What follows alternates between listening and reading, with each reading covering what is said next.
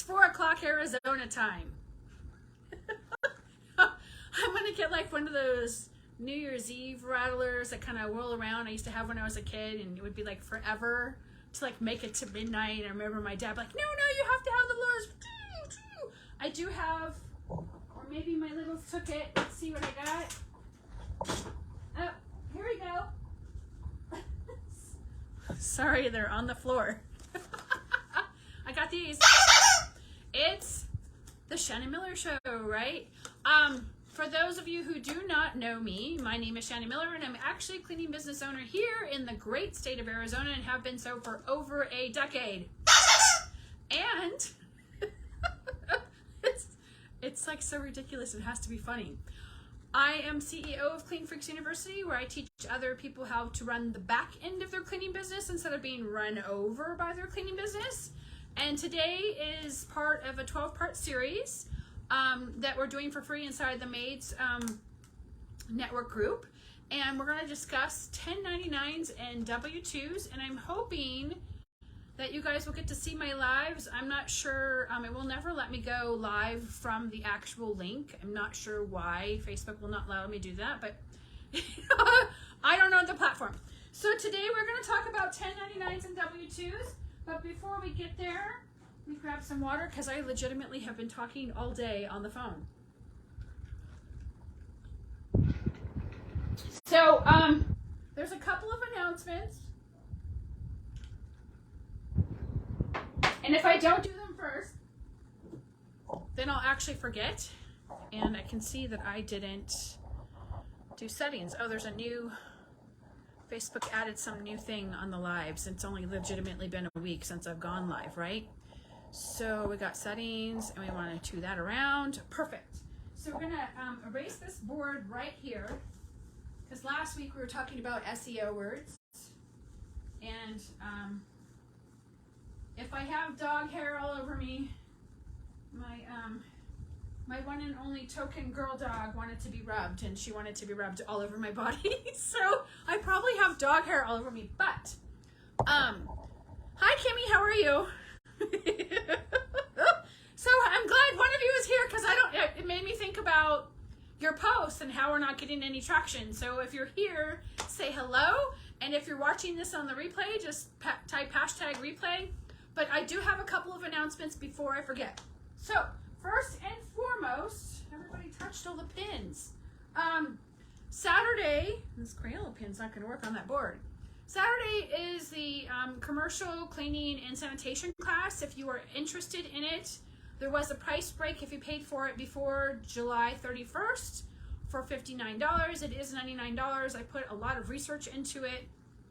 It is a course I'm having on a Saturday. There have been many requests for Saturday courses. We're going to talk about all elements of commercial cleaning. The next class that I'm going to teach on a Saturday, and I haven't quite gotten all the information together, is probably going to be on short-term rentals. Pricing them, what to expect, checklist, all of the stuff that goes along with it. I just need to do a little more research before because I don't want to give you false information, right? So that will probably be coming up, I want to say, in November. But if you are interested in learning how to price commercial property and you want to do a little bit of sanitation, cross-contamination cleaning, and it's a great product to offer, especially now that we already started school this week. And I know the rest of the country starts, I think, in September. We start early because of farming is what they tell us. I wish that they would eliminate daylight savings time and everyone would just be on the same timeline, but it would just, I guess we're too ingrained at this point to facilitate a change like that. Who knows? So yeah, there is a class on Saturday for commercial cleaning and pricing and a sanitation class. I threw that in there. I think it's necessary to learn about sanitation and every possible element that you can. In addition to that, there was something else I was to tell you and I didn't write down. And yep, I can't remember. I didn't write it down at all. All right, we're just going to go with it. So today we are, and you guys all, those of you who've been here a while, you've all heard me talk about the differences between 1099's and W-2s. There's pluses and minuses for both of them. This has been a tough employee market. am not going to deny it. Every single person I've spoken to this year, and I've probably spoken to thousands of you, has said that finding helpers has been the hardest thing. But my job is to make sure that whatever you pick, 1099's, W-2, that you remain in the legalities of what that is, so that you don't get in trouble and get audited, and then you get a $10,000 fine plus, penalties and interest, and then they make you pay back the employees, and it goes right through the state. I don't know if every single one of those I've ever heard of. I've never followed up to see if the employee actually gets a check from the state from the mishandling of such things, but or misappropriation of funds. I don't know what to call it. I pray that it never happens to any of us, right? So the biggest difference between 1099s and W-2s is they, number one, cannot wear a uniform. They can wear their uniform, but they can't wear your uniform. So the number one thing is going to be, and it looks like I'm going to have to bring in the camera mount, make it a little closer, and hopefully I won't knock it over. We're going to, looks like the kids were messing with the board, so I do apologize. So we'll just lower it. I got a new camera mount, so I'm trying to check it out and go from there. So the 1099s, right? W-2s, and the number one thing, well, it's not the number one thing, but it's the first thing that I remembered, is they cannot, 1099s cannot wear your uniform. I mean, they can wear your uniform. You can ask them, but it's not really illegal. It's a gray area. They your uniforms. And I'm not liking this pin. So let's see if this side of it works. Number two, oh, this one works way better. 1099s need to carry their own insurance.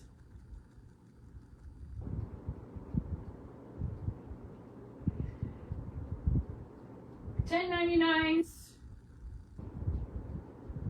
don't actually have to show up to the job on time, and if they don't show up on time and they're late, you expect a courtesy call, but you can't write them up like you could in a W-2, right? So they can be late. And when you go back to the uniform piece, if you do have 1099s, you can request that they wear black.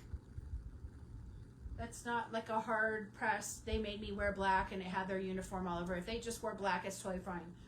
I've seen other independent cleaners show up in tank tops and flip-flops. So you gotta have some perimeters on professional courtesy, right? Because it's always important to look professional when you're out there. And obviously, if they're using flip-flops and shorts and a tank top, then they might not be as serious as they say they are, right? And there are circumstances. I mean, how many times have we all walked in a house, right? And the homeowner goes, "You can't wear shoes in my house." I'm like, I hope I have booties in my car, right? So if you have booties in your car, you're good to go. If you don't, then pre-COVID, we would actually remove our shoes and clean the house barefoot. We won't do it now because of COVID. It's a whole health and safety thing. So I would not clean barefoot in anyone's house that was not a relative of mine. You're taking a risk, and you don't want to take that risk at all. That was before all of the knowledge I gained when I took the cootie, the cootie contamination class for cross-contamination for infectious diseases, right? So no, you don't want to, you probably would never shower in a gym either if you took that class, but that's a story for another day. So they can't wear your uniform. You can't make them if they don't want to. They have to carry their own insurance. Now, if it's just them, single entity, they just need general liability, right? Now, if it's them and their helper, then they need to show you workman's comp, right? And we were just talking about this in the group this morning about who do you recommend for insurance? There's Hickox, Moody. I like Moody. They've been around for a really long time. They specialize in cleaning companies. Pi Insurance is brand new, so they're probably cheap because everybody's trying to get their hand into the service industry. That's why you see Walmart and Amazon trying to offer cleaning through their services, which never works, and it's always fun to watch them fail.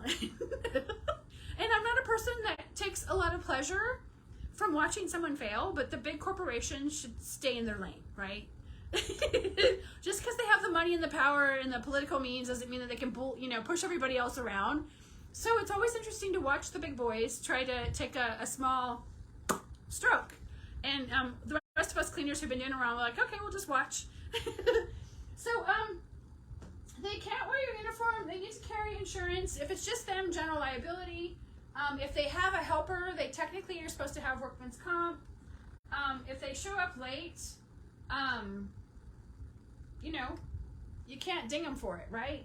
And then this is the big one here that is a game changer if you don't know this. You might know it, you might not know it, who knows? But I'm going to tell you, is you can't train them.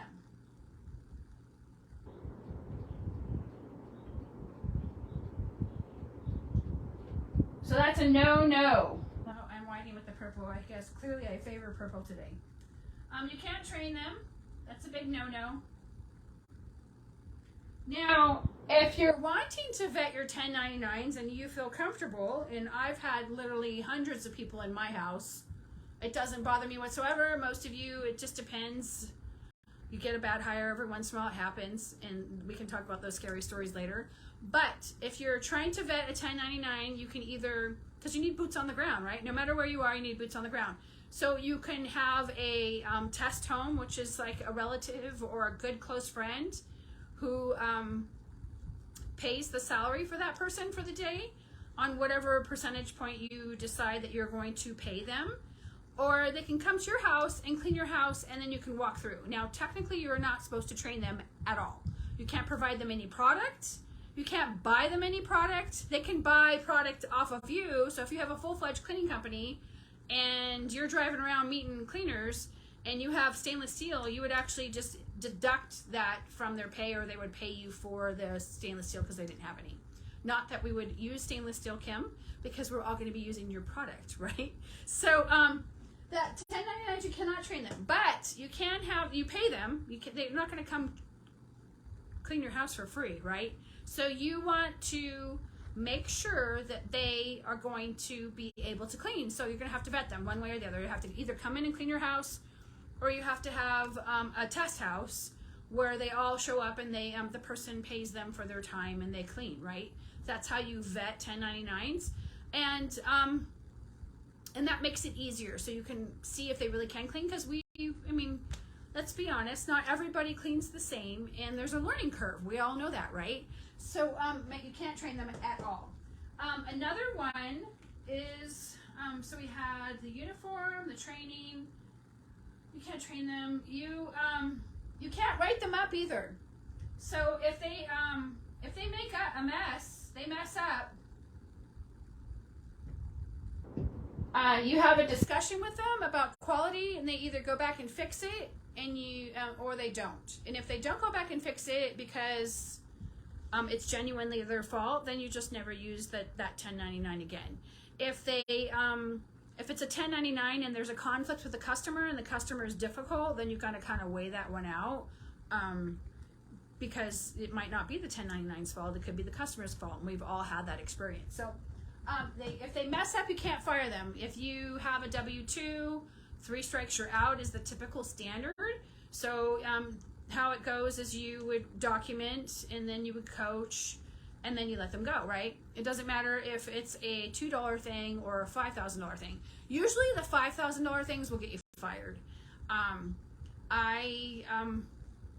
There's been days where I've had to eat 10 grand, so and that person got fired. It wasn't an intentional act, but they just were negligent, and I was like, I can't have someone negligent on my crew, so I terminated them. And I terminated them with dignity. I'm really big on that. No shame. I'm not here to shame or belittle anybody. Sometimes we do a great job in employers, and sometimes we don't. I've always been a particularly good employee, but I can remember a couple times where my mouth probably shot off and said some inappropriate things. I'm not going to deny it. And then there's other times where I had really bad bosses, and I was like, I'm not working for you.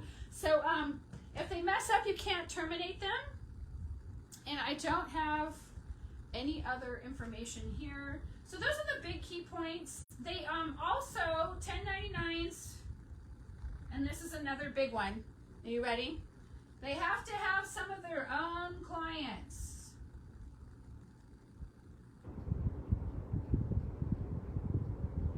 I strongly encourage every 1099 who works with me to have at least 2 to 3. 2 to 3 seems to be the benchmark for the IRS to leave you alone. If they don't have any of their own clients, you cannot make a 1099 sign a do not compete. I've mentioned that loudly inside the group a couple of times. And there's a lot of reason for it. It's illegal, first of all. W-2s, you can make them sign the non-compete that I have in my contract bundle. And then you make your client also sign a, do not purge non-compete. And that way it prevents them purging your clients, right? But if they're a genuine 1099 and you don't pay any payroll taxes on them and you don't cover any insurance on them, they're 1099s and you can't make them sign a non-compete. So that's really important. And so no non-compete.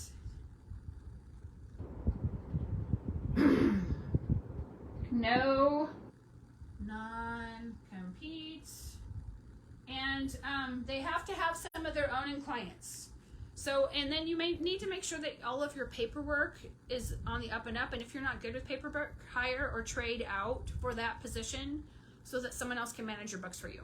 If you absolutely hate bookkeeping, please educate yourself before you make the decision. I can see the light is acting really funny. Excuse me. I really am losing my voice. So if you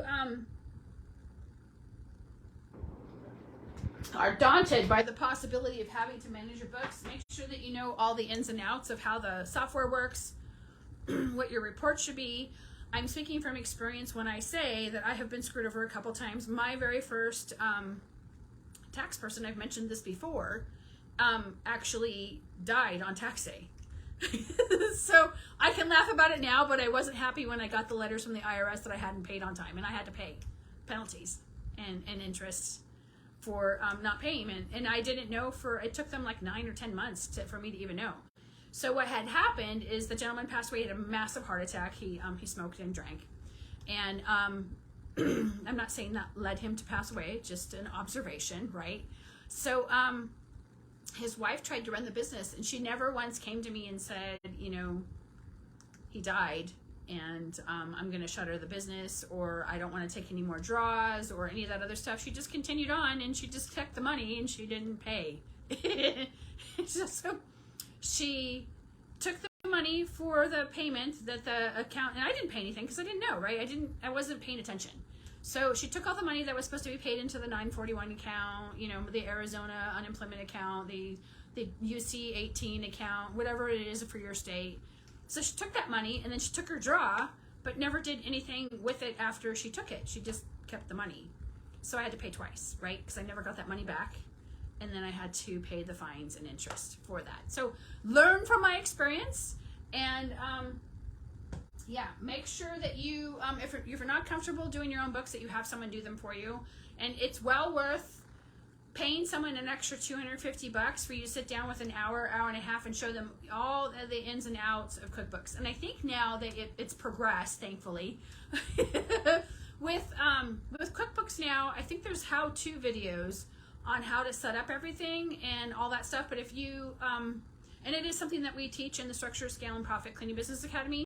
So if that's something that you are interested in, you can do it that way, or you can just do it DIY and learn from QuickBooks on that how-to. And there's YouTube. You can do YouTube as well. It's just time consuming when you're trying to invent the wheel when you'd rather, focus on building your business, right?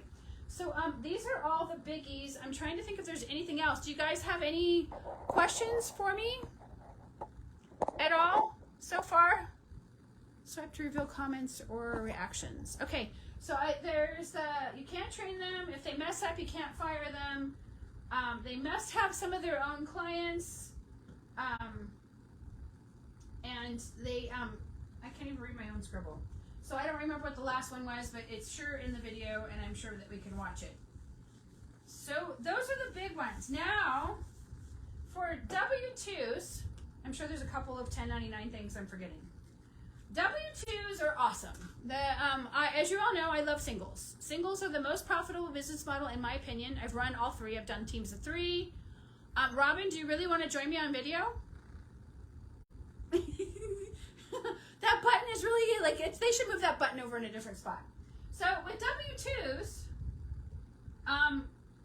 I've run singles, I've run doubles, and I've run triples. Triples just waste money all around unless you do it the single way where you're adding in per person. Triples is just very, it's just, you can't have their own cars, you have to provide company vehicles. There's a whole cost thing. I think there's still one person in this group that's running teams of 6. I haven't caught up to her yet, but for some reason she's running teams of 6 instead of teams of 3, and even a team of 3 is a waste, I think, but that's just my opinion. So W-2s, you can train them.